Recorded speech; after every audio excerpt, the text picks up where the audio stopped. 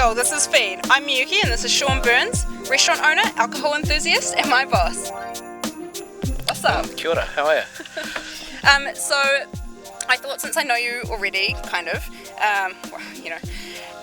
instead of us talking about your story kind of awkwardly, like you telling me things that I already know, I'm going to go through your story, and for every point that I get right, you have to drink, and for every point that I get wrong, you have to drink.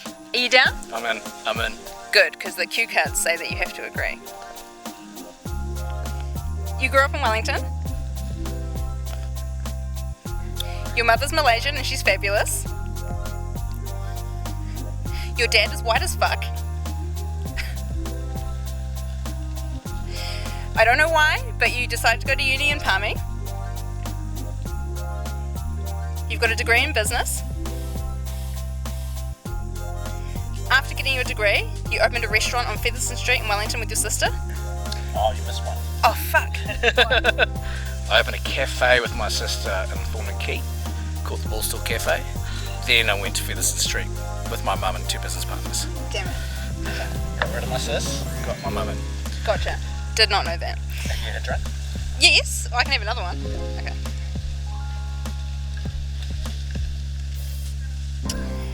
After the Featherston Street restaurant, eventually, some way or another, you became a stay-at-home dad.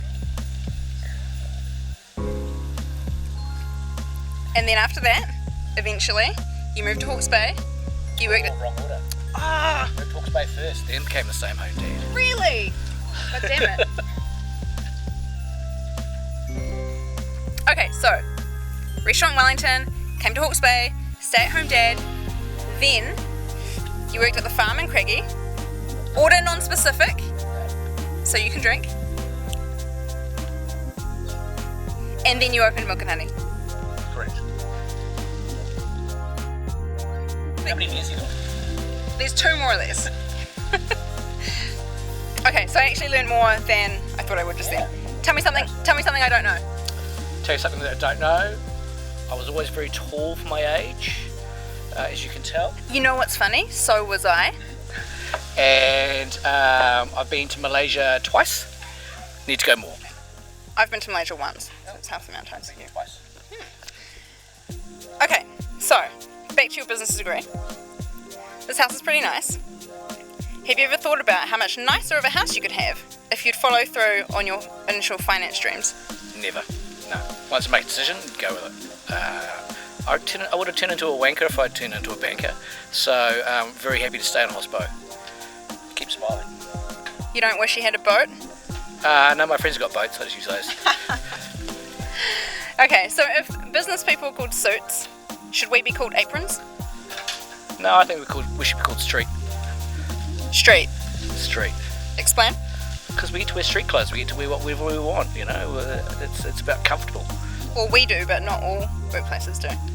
I don't know, I'm going to talk about us, so...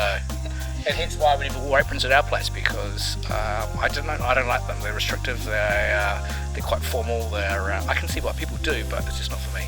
How do you feel about the current trend towards the full body apron? God, they'd be hot. And especially those denim ones. I think they suit some people, but there's a lot of body types in our world, and sometimes when you're being served with someone who doesn't fit those full bodies, I feel very sorry for them. You said that very tactfully. Okay, so on to another topic of things that you do not like. Let's talk about Eggs Benedict. Hollandaise is delicious. What's your fucking problem? It's just so predictable, you know, and it's just why not go away from it? I don't know what it is. It is what it is. It's just, why does everyone have to have it? So I suppose it's more of a finger to the establishment of why we always have to have eggs burning on a menu. Do you like hollandaise sauce though? No, it's too rich for me in the morning. Interesting. Yeah, I suppose it just represents old school for me, and it's like, I like hanging out with new food, and I also like when people ask for it to be able to say, hey, we've got something better. Then they have to wonder what that is.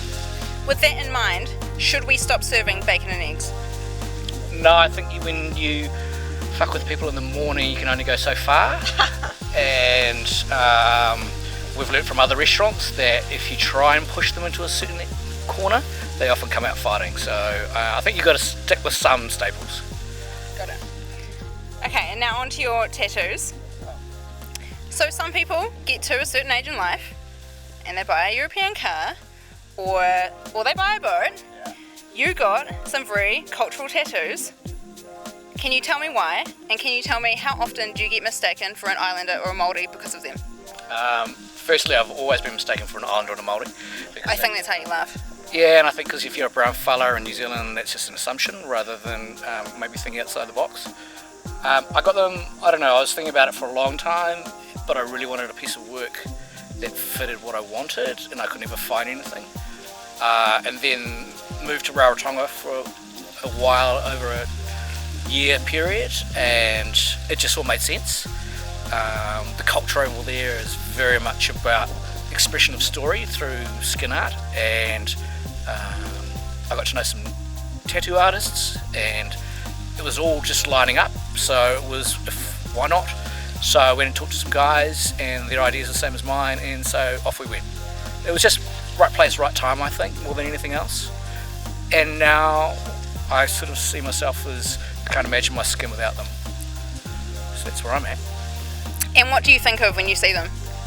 I think of obviously that period in the islands, but I also just think of, I suppose, me and the people around me, and that's what they represent. And I don't think I need any more, but who knows? But I just can't imagine myself with bare skin anymore. It's a wanky thing, but it's what it is. You're such a hipster. What's your favourite cocktail? Martini. Why? It's classic, tastes good if it's made properly, and it's the first cocktail I started drinking and making at the same time. Vodka or gin? For me, vodka. What brand? I would go Belvedere. With a twist or olives? I'm a twist guy. Do you ever get dirty on it? I do every now and then to see what happens. Cool. That's kind of all I had. We ripped through that real quickly.